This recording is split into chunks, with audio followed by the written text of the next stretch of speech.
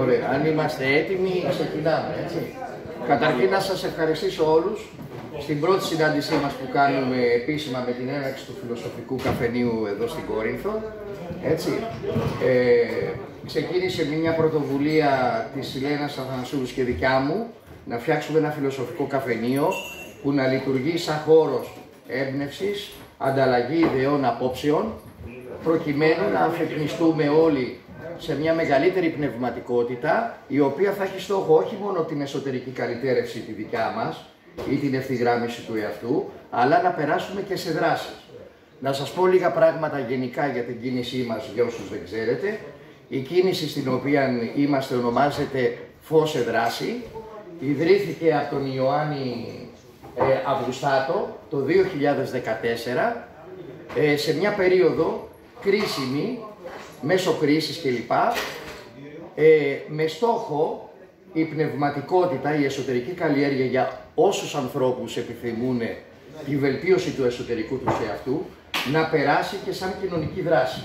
Διότι δεν μπορούμε να έχουμε μια πραγματικά ευτυχισμένη ζωή όταν η υπόλοιπη κοινωνία υποφέρει. Όταν η υπόλοιπη κοινωνία συναντάμε κρίση στην καθημερινότητά μας, με το οικονομικό σύστημα και με όλα. Επομένως, ο στόχος της κίνησης είναι η πνευματικότητα σε συνεργασία με τη δράση. Γι' αυτό και λέγεται πνευματικός ακτιβισμός. Ωραία. Υπάρχουν κάποιες δράσεις της κίνησης. Μία από τις δράσεις αυτές είναι το Φιλοσοφικό Καφενείο. Έτσι. Να σας διαβάσω κάποια πράγματα. Το τι δεν είναι Φιλοσοφικό Καφενείο πρώτα, έτσι, γιατί είναι πολύ βασικό. Φιλοσοφικό καφενείο δεν είναι διαλέξεις από ειδικούς. Ο καθένας από εμάς έχει λόγο, μπορεί να πει την οπτική του ελεύθερα, χωρίς δογματισμό. Κανένα. Δεν είναι μονόλογοι. Δεν είναι εδώ για να μιλάω ούτε εγώ μόνο, ούτε η Λένα, αλλά να δώσουμε ένα βήμα σε όλους μας, να εκφραστούμε ελεύθερα. Δεν είναι ένας χώρος ιδεολογικής κατήχησης και δογματικής σκέψης. Δεν είναι να κάνουμε επίδειξη αχώνευτων γνώσεων. Δεν έχουμε στόχο να κάνουμε θεωρητικές και ατελέσφορες συζητήσεις ή γενικά στήρα αντιπαράθεση απόψεων. Τι είναι το Φιλοσοφικό Καφενείο, αλλά αυτό εξαρτάται και από εμάς όλους, θα το κάνουμε πράξη. Είναι ένα φιλικό και ελεύθερο περιβάλλον ανταλλαγής εμπειριών, απόψεων και επιγνώσεων πάνω σε θέματα γενικού και ουσιαστικού ενδιαφέροντος. Μια ποιοτική ψυχαγωγία που βγάζει τους ανθρώπους από την απομόνωση και τους ξαναδίνει τη δυνατότητα συνδιαλλαγής και άμεσης επικοινωνίας. Είναι ένας ανοιχτός κοινωνικός χώρος που χαρακτηρίζεται από σεβασμό, αποδοχή, ανεκτικότητα και αλληλεγγύη. Μία διαλεκτική έρευνα σχετικά με κέραια ατομικά αλλά και συλλογικά ζητήματα. Γιατί δεν μπορεί να είναι αληθινή η ευημερία του πολίτη σε μια κοινωνία που δυστυχεί. Είναι μια ευκαιρία θεώρησης και αναθεώρησης της ζωής μας. Δεν είμαστε επαγγελματίες φιλόσοφοι, αλλά αγαπάμε να φιλοσοφούμε, γιατί ο ανεξέταστος βίος δεν ταιριάζει στον άνθρωπο. Είναι ένα κίνητρο αυτογνωσίας και ψυχοπνευματικού εμπλουτισμού. Και τέλος, είναι ένας καταλύτης κοινοφελών δράσεων. Μία από τις δράσεις που σας είπα, βασική, υπάρχουν και άλλες δράσεις που ευελπιστούμε σιγά σιγά να προχωρήσουμε. Έτσι. Ήδη στην Αθήνα γίνεται αφυπνιστικός κινηματογράφος, υπάρχει αφυπνιστικό ραδιόφωνο. Όσοι ενδιαφέρεστε μέσω των social media, στο YouTube μπορείτε να δείτε. Και ευελπιστούμε και εμείς εδώ στην Κόρινθο με τη Λένα την Αθανασούλη, σιγά σιγά, αν αγκαλιάσετε αυτό το όραμά μας, να το προχωρήσουμε και να κάνουμε και άλλες δράσεις, έτσι. Αυτό είναι ένα ξεκίνημα λοιπόν και από εκεί και πέρα θα φανεί πόσο και εσείς θέλετε να συμμετέχετε ενεργά σε αυτό την προσπάθεια τέλος πάντων που κάνουμε. Να σας πω επίσης για κάποιες βασικές αρχές που έχουμε σαν κίνηση, τις οποίες αν συμφωνεί κάποιος στις βασικές αρχές μπορεί να αγκαλιάσει το όραμά μας. Έτσι. Λοιπόν, οι βασικές αρχές είναι πρώτο, συνειδητότητα, αυτογνωσία. Αφύπνιση προσωπική και συλλογική. Εκεί μπαίνει η εξωτερήκευση της δράσης μας. Ανάληψη ατομικής και συλλογικής ευθύνης. Να αναλάβουμε δηλαδή την ευθύνη για ό,τι συμβαίνει γύρω μας και να μην δείχνουμε πάντα με το δάχτυλο ότι μου φταίει η κυβέρνηση για αυτό που βιώνω, σαν παθητικός αποδέκτης της οποιαδήποτε κατάστασης. Αλλάζουμε εμείς και αλλάζουμε τον κόσμο. Αναδόμηση της κοινωνικής ζωής, πολιτισμική αφύπνιση. Η τέταρτη αρχή είναι η ισορροπία ανθρώπου φύσης και η πέμπτη αρχή είναι εναλλακτικό πρότυπο αξιών και πρακτικών. Δηλαδή, ενότητα και ολιστικότητα. Τι σημαίνει αυτό? Ότι μικραίνουμε το εγώ μας και πηγαίνουμε από το εγώ στο εμείς. Αλλά όχι τόσο αυτογνωσιακά, αυτό είναι το πρώτο βήμα. Έτσι. Με αυτό ασχολείται και η ψυχολογία. Βασικά είναι να περάσουμε από το εγώ στο εμείς στην πράξη και να διευρύνουμε αυτό που ονομάζουμε πνευματικότητα. Να περάσουμε από το έχει στο είναι. Το είναι δηλαδή να παράγει το έχει και όχι να λειτουργούμε με βάση ότι πρέπει να έχω για να είμαι. Από το εγώ στο εμείς, σας το είπα αυτό, και η τελευταία αρχή είναι ενεργή μη βία. Αυτή που προέσβευε ο Γκάντι, ο Μάρτιν Λούθερ Κινγκ, ενεργή μη βία, όχι παθητικοί πολίτες, να δεχόμαστε άκρητα ό,τι συμβαίνει και ό,τι βιώνουμε στην καθημερινότητά μας. Αλλά να πάρουμε την ευθύνη και να ενεργήσουμε με πρακτικές μη βίας. Πρακτικές μη βίας, θα τις συζητήσουμε και άλλες φορές. Θα πω κάποιες που ξέρουμε όλοι, η απεργία είναι μια μορφή ενεργής μη βίας. Μια άλλη πρακτική ενεργής μη βίας είναι μια καθιστική διαμαρτυρία. Είναι με το να εκφράσουμε την άποψή μας σε ένα κοινωνικό θέμα που μπαίνει, με σεβασμό στην διαφορετικότητα, αλλά όχι όμως ούτε με προσβολές, ούτε με επιθετικότητα. Και όλα αυτά να τα αγκαλιάσουμε με μια ισορροπία στην δική μας εσωτερική ζωή, σε συνεργασία πάντα και με μια αρμονία με το περιβάλλον. Αυτές είναι οι βασικές αρχές κίνησης. Όποιος αγκαλιάζει αυτές τις αρχές μπορεί να είναι μαζί μας. Έτσι. Και υπάρχουν και τρία επίπεδα, μπορώ να σας πω, ανθρώπων που αγκαλιάζουν την κίνησή μας. Το πρώτο επίπεδο είναι οι φίλοι. Το άλλο είναι οι εθελοντές. Ζητάμε εθελοντές, δηλαδή ανθρώπους που θέλουν να συμμετάσχουν ενεργά σε αυτή την κίνηση.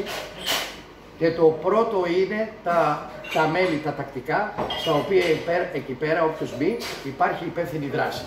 Η υπεύθυνη δράση σημαίνει ότι αναλαμβάνουμε κάποια συγκεκριμένα καθήκοντα, τα οποία βοηθάμε την εξάπλωση της κίνησης αυτής. Δεν είναι κίνηση, δεν είναι δηλαδή ένα σωματείο η κίνηση πώς σε δράση, κερδοσκοπικό έτσι, γι' αυτό και οι συναντήσεις γίνονται ελεύθερα. Και από εκεί και πέρα στηρίζεται και στη δική σας συμμετοχή. Έτσι. Για μένα αυτό είναι το πιο βασικό. Φιλοσοφικό καφενείο, όπως είπαμε, δεν είναι ούτε και εγώ να εκφράζουμε συνέχεια. Εγώ και η Λένα η Αθανασούλη θα κάνουμε μια εισαγωγή που έχουμε πει.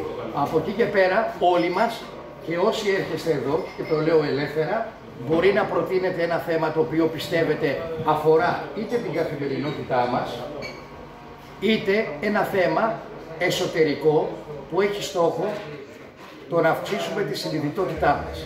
Έτσι, αυτός είναι ο στόχος. Από εκεί και πέρα σας είπα, το φιλοσοφικό καφενείο είμαστε όλοι εμείς. Okay. Μπορεί σαν συντονιστές να το ξεκίνησα εγώ και η Λένα η Αθανασούλη. Από εκεί και πέρα ένα όραμα και μια ιδέα για να περπατήσει χρειάζεται τη συμμετοχή όλων μας. Έτσι. Αυτό ήθελα να πω σαν εισαγωγή για την κίνηση πώς σε δράση. Και τώρα να κάνω μια εισαγωγή στο θέμα που έχουμε επιλέξει, το πρώτο, πνευματικότητα και άνθρωπος. Εδώ επιτρέψτε μου να κάνω μια εισαγωγή και μια ιστορική αναδρομή γιατί έχει σημασία. Αυτό που θέλω να τονίσουμε είναι ότι οποιαδήποτε το επίπεδο πνευματικότητας στο οποίο εκφράζουμε, όχι τόσο με την κατηνόησή μας, αλλά όσο με τις πράξεις μας, αντανακλάται και καθρεφτίζεται στην καθημερινότητά μας. Πιο συγκεκριμένα, η σχέση που έχουμε με τον εαυτό μου, όχι στην κατανόηση, αλλά στην πράξη. Κατά πόσον φοβάμαι να εκφραστώ, κατά πόσον έχω μια ευθυγράμμιση της ψυχής μου με τις πράξεις μου, οι διαπροσωπικές μου σχέσεις, πόσο καλά επικοινωνώ με τον άλλον, πόση ενσυναίσθηση βγάζω, τι προοπτικές έχω για να έχω μια καλή επικοινωνία, το οποίο επηρεάζει την καθημερινότητά μου, καθώς επίσης και σε επίπεδο διοικητικών δομών, πώς δομείται διοικητικά μια κοινωνία, έχει άμεση σχέση με την πνευματικότητά μας. Και αυτό, επιτρέψτε μου, χωρίς να γίνω κουραστικός, να σας κάνω μια ιστορική αναδρομή. Σύντομη. Ο καπιταλισμός, με τη μορφή που την ξέρουμε σήμερα και δεν τον κρίνω, έχει καλά και θετικά. Είναι ένας πυλώνας που είναι εκφρασμένος στην οικονομία. Ένα πολιτισμικό ρεύμα, για να μπορέσει να εξελιχθεί, στηρίζεται πάντοτε σε τρεις πυλώνες. Ο πρώτος πυλώνας και ο βασικότερος είναι ο πνευματικό-θρησκευτικός φιλοσοφικός πυλώνας, που στηρίζεται στην εσωτερικότητα του ανθρώπου. Εκεί μπαίνει η πνευματικότητα. Ο δεύτερος πυλώνας είναι η επιστήμη και ο τρίτος πυλώνας είναι ο διοικητικός πυλώνας. Οι δομές δηλαδή εξουσίας που έχουμε, οι οποίες οργανώνουν μια οργανωμένη κοινωνία. Τι είναι αυτοί οι πυλώνες? Δεν είναι ανεξάρτητοι. Ο ένας πυλώνας επικοινωνεί με τον άλλον. Η έκφραση και η συνειδητοποίηση της πνευματικότητάς μας πάντοτε εκφράζεται και στη διοικητική δομή, αλλά και στην επιστημονική σκέψη. Αυτή τη στιγμή βιώνουμε μία επιστημονική σκέψη, η οποία έχει διωγγωθεί πάρα πολύ, βλέπουμε τις τεχνολογικές εξελίξεις, αλλά δεν βρίσκεται σε μια ισόρροπη ανάπτυξη με την εσωτερική πνευματική μας κατάσταση. Και εκεί είναι το πρόβλημα. Και για να σας πω για το ιστορικό σημείο, αυτό που ονομάζουμε σήμερα καπιταλισμός, ελεύθερη έκφραση οικονομίας, ατομικότητα, πηγάζει από μια επανάσταση πνευματική που έγινε πριν 500 χρόνια με τον Προτεσταντισμό. Μπορεί ο Προτεσταντισμός να ξεκίνησε σαν ένα θρησκευτικό κίνημα, αργότερα όμως με τον Καλβίνο, με τις φιλοσοφικές θεωρήσεις οι οποίες πέρασε αυτό το θρησκευτικό κίνημα, πέρασε σε όλες τις κοινωνικές δομές. Ο Προτεσταντισμός στην ουσία, αν αφήσουμε το θρησκευτικό κομμάτι, τι είπε? Εσύ μόνος σου. Η ατομικότητα, η έννοια της διόγκωσης της ατομικότητας, εσύ μόνος θα σωθείς. Περάσαμε από τις θεοκρατικές κοινωνίες του Μεσαίωνα σε κοινωνίες που αναπτύχθηκε πολύ η ατομική πρωτοβουλία. Την ίδια περίοδο αναπτύσσεται το θαλάσσιο εμπόριο. Γίνονται ταυτόχρονα πολύ μεγάλες επιστημονικές ανακαλύψεις. Τι γίνεται λοιπόν? Αυτή η υπερδιόγκωση της ατομικότητας που χρειαζόταν εκείνη την εποχή, διότι ο άνθρωπος τότε ήταν έρμεο της κάθε θρησκευτικής ή φεουδαρχικής εξουσίας, πέρασε στην έννοια της ατομικής πρωτοβουλίας, άρα έπρεπε να γίνει. Το θέμα όμως τι είναι? Παρόλο που αναπτύχθηκαν νέες ιδέες κλπ, σιγά σιγά η πνευματική ανάπτυξη έμεινε στάσιμη. Κατά συνέπεια υπερδιωγγώθηκε, μπορώ να πω με καρκινικό ρυθμό, ας πούμε επιτραπεί η έκφραση, της ατομικής πρωτοβουλίας. Ο άνθρωπος ξέχασε τη σύνδεσή του με το πνευματικό μέρος του εαυτού του και συνδέθηκε αποκλειστικά ότι η ευτυχία είναι μόνο η υλικότητα και το τι εκφράζω. Δηλαδή δημιουργήσαμε μια κοινωνία του έχει και ξεχάσαμε την εσωτερική μας κατάσταση. Αυτό λοιπόν θέλω να σας πω, αυτό που βιώνουμε σήμερα σαν οικονομία, παγκοσμιοποίηση, το γέννημά της ξεκινάει πριν 500 χρόνια από τον Προτεσταντισμό, όπου πέρασαν αυτές οι αρχές έξω και βιώνουμε σήμερα αυτό το αποτέλεσμα. Αυτό τι σημαίνει? Σημαίνει ότι πολύ απλά έχει διωγγωθεί η έννοια του υλισμού, αλλά δεν υπάρχει ισόρροπη ανάπτυξη. Αυτό που είναι βασικό και θέλω να εστιάσω είναι για να ευημερίσουμε όλοι σαν κοινωνία, θα πρέπει να υπάρχει η πνευματική μας ανάπτυξη. Εκεί η ψυχολογία βοηθάει πάρα πολύ. Η πνευματικότητα, οι πνευματικές διδασκαλίες πάρα πολύ.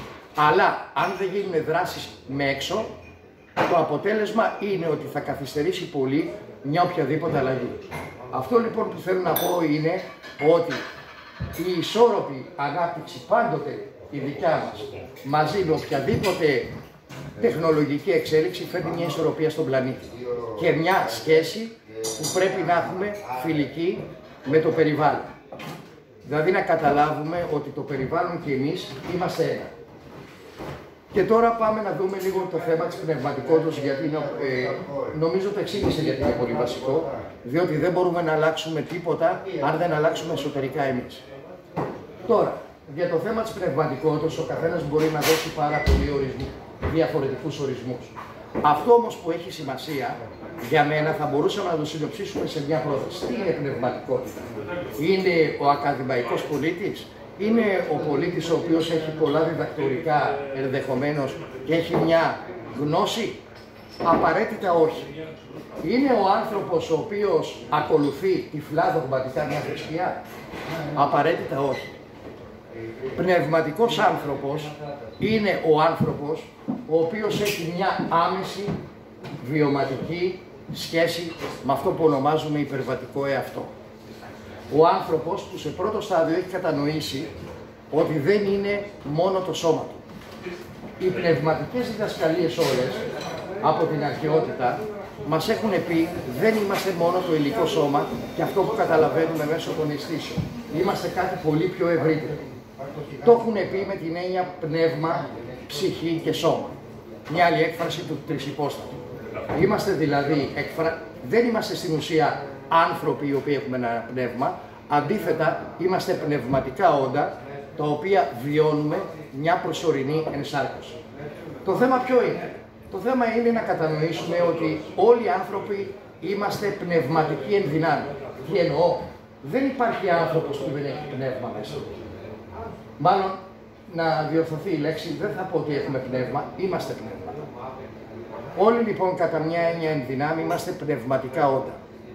Δεν βιώνουμε όμως τον εαυτό μας ως πνευματικό όν, καθώς κυριαρχεί το εγώ, κυριαρχούν οι πεποιθήσεις με τις οποίες έχουμε μεγαλώσει και η ταύτισή μας με τον κατώτερο εγωικό νου.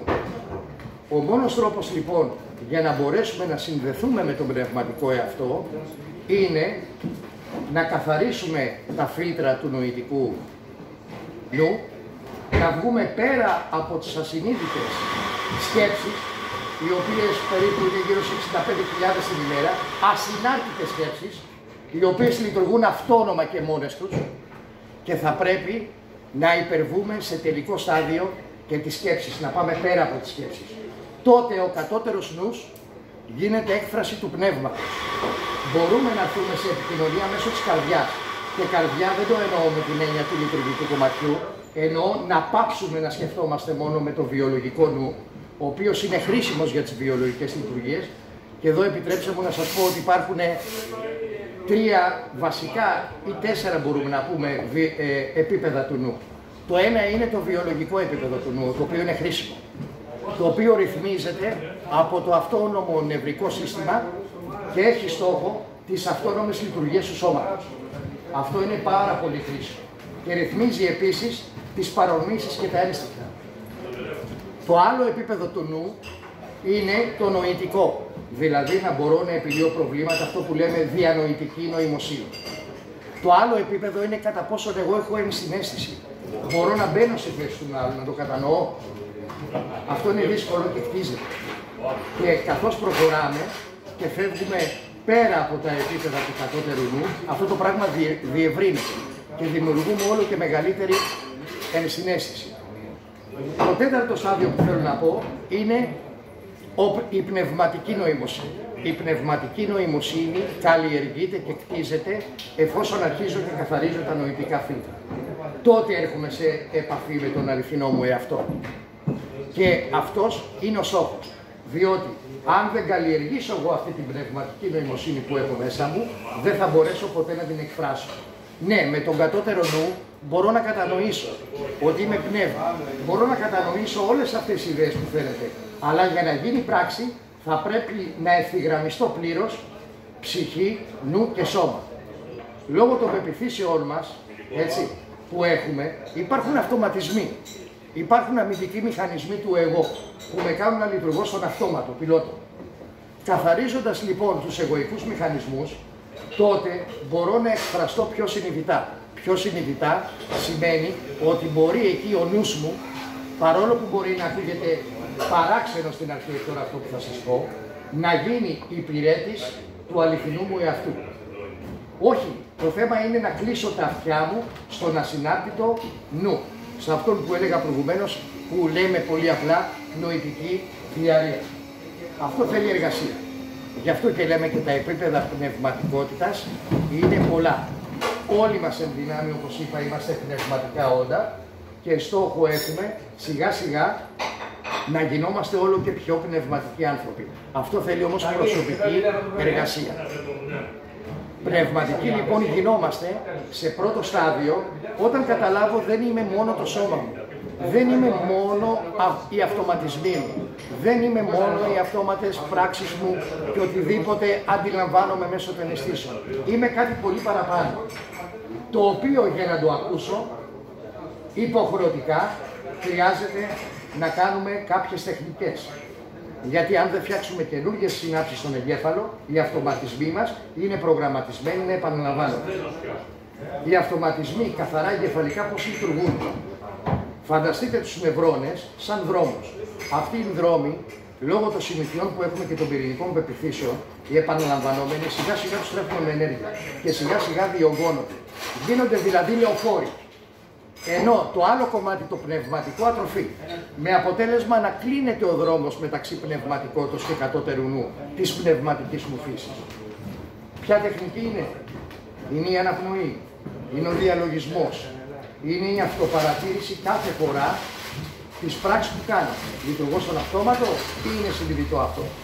Είναι σιγά σιγά να οδηγηθώ σε μια πορεία αποτάφτισης με τη σκέψη μου και να καταλάβω ότι η σκέψη μου δεν είμαι εγώ, αλλά είναι αυτό που βιώνω ως πραγματικότητα. Τα πάντα είναι μια αντανάκλαση αυτού που αισθάνομαι για τον εαυτό μου, για τον κόσμο και για την κοινωνία. Ο μόνος λοιπόν τρόπος για να μπορέσω εγώ να ξεφύγω από αυτή την κατάσταση είναι με το καθάρισμα των φίλτρων του νου. Και όσο αφορά την πνευματικότητα, εκεί χρειάζεται πνευματική εργασία. Χτίζεται η πνευματικότητα. Δεν είναι ότι είμαστε στο ρετυρέ, ούτε είμαι γκουρού, ούτε προσωπικά σημαίνει ότι εγώ έχω φτάσει σε ένα επίπεδο αποτάφτισης. Αλλά έχω κάνει μια σημαντική δουλειά ότι τα έχω δει όλα αυτά τα πράγματα. Και εργάζομαι συστηματικά για να μειώσω τους αυτοματισμούς μου. Αυτό πιστεύω είναι και ο στόχος που θέλω εδώ σαν φιλοσοφικό καφενείο να έχουμε. Να ανταλλάσσουμε απόψεις, να μιλάμε, γι' αυτό μετά την δεύτερη εισαγωγή θα την κάνει η φίλη Ελένα Αθανασίου. Και μετά ο λόγος είναι σε εσάς. Το θέμα είναι να προχωρήσουμε και να καταλάβουμε βιωματικό όμως, γιατί αυτό έχει σημασία. Η πνευματικότητα δεν είναι να διαβάζω βιβλία. Αυτές οι πληροφορίες που σας λέω, αν ανοίξουμε στο ίντερνετ θα τα βρούμε. Εκεί μπαίνει η πράξη. Πότε γίνομαι λοιπόν βιωματικά πνευματικός άνθρωπος? Βιωματικά πνευματικός άνθρωπος γίνομαι όταν η δική μου εσωτερική γαλήνη και αρμονία καθρεφτίζεται και έξω.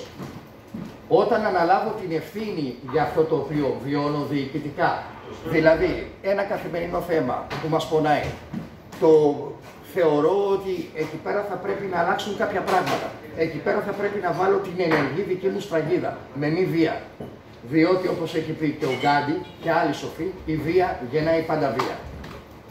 Τώρα, ένα τελευταίο θέμα που θέλω να λήξω για να μην μονολογήσω πολύ την κουβέντα, όπως έχω πει, να μην κάνω αυτό που λέμε ότι δεν είναι αρχή, είναι να σας πω ποια είναι οι διαφορές μεταξύ θρησκείας και πνευματικότητας.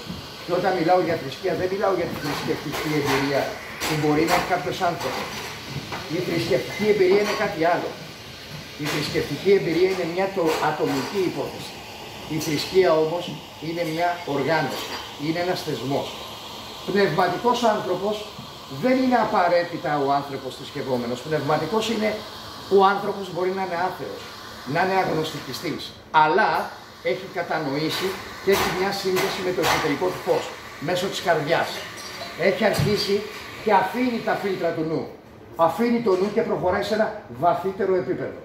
Αυτό δεν σημαίνει λοιπόν ότι εγώ πρέπει να είμαι βουδιστής. Πρέπει να είμαι χριστιανός.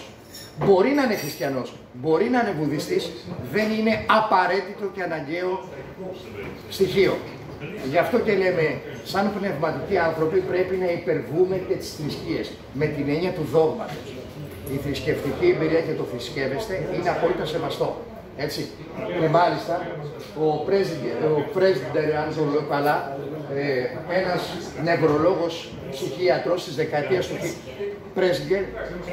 Πέρσιγκερ, σωστά, γιατί είναι στο αγγλικό όνομα και τον μπέρδεψα.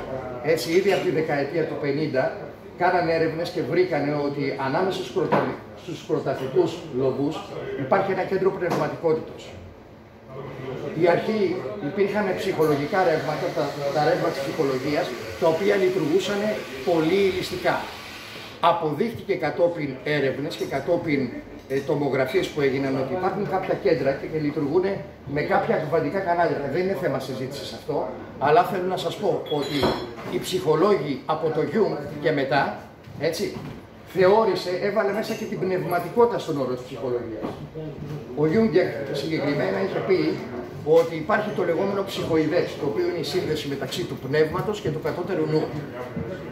Πέρασε λοιπόν η ψυχολογία να αγκαλιάσει κάποιες ιδέες και κάποιες πνευματικές αλήθειες που τις λέγανε οι πνευματικοί διδάσκαλοι πολλά χρόνια πριν. Okay. Τώρα, ποια είναι η διαφορά πνευματικότητας με θρησκείας? Αυτό να στο διαβάσω.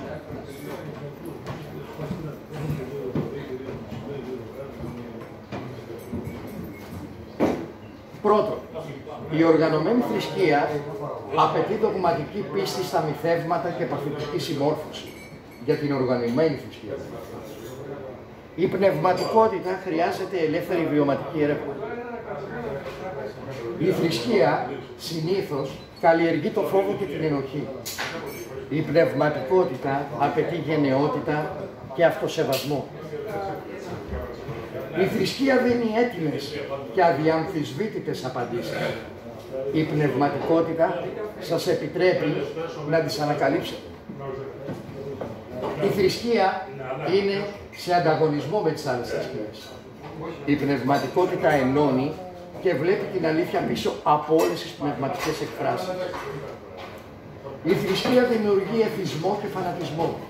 Η πνευματικότητα παράγει την ανεξαρτησία και την ανοχή. Η θρησκεία βασίζεται στην απειλή τιμωρίας ή σε υποσχέσεις ανταμοιβής. Η πνευματικότητα βασίζεται στην κατανόηση του παγκόσμιου νόμου της ανταπόδοσης. Αιτία, αποτέλεσμα. Αλλά όχι με την έννοια την ενοχική, όπως έχει περάσει το κάρμα, με την έννοια σε κάποιες φιλοσοφίες, σε κάποιες προσεγγίσεις, ότι το κάρμα είναι τιμωρητικό.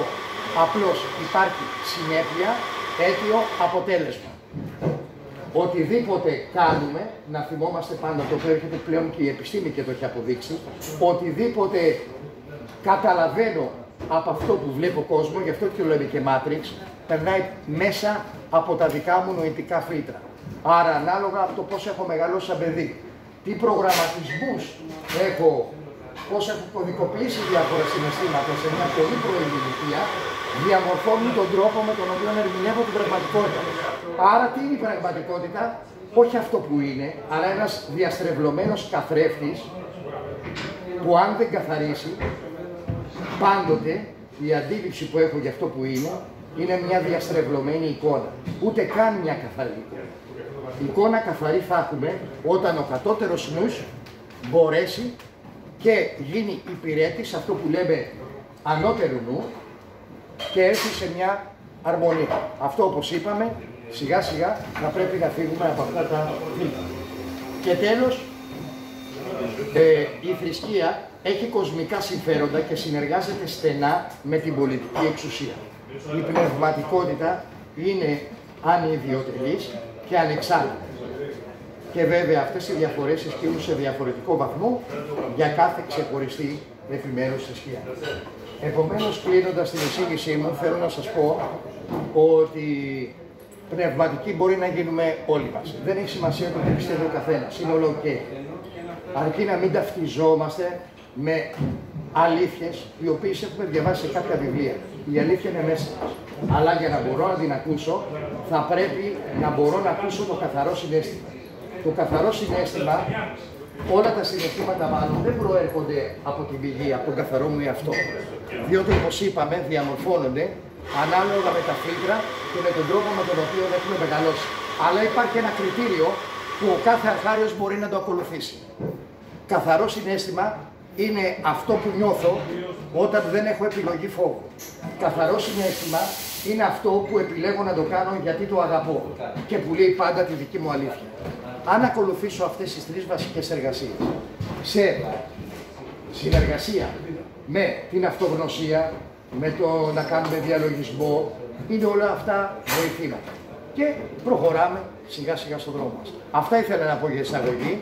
Θα κάνει τώρα τη δεύτερη εισαγωγή η Λένα η Αθανασούλη και μετά θέλω όλοι μας να πάρουμε το λόγο και να τοποθετηθούν πάνω στο θέμα που είπαμε. Είναι σεβαστές όλες οι απόψεις. Δεν είναι, όπως είπα, το φιλοσοφικό καφενείο να μιλάει ούτε η Λένα, ούτε εγώ, αλλά όλοι μας. Έτσι. Και θα χαρώ πολύ όλοι, μα όλοι, να σηκωθείτε και να μιλήσετε. Και να πείτε την άποψή σας. Σας ευχαριστώ πολύ.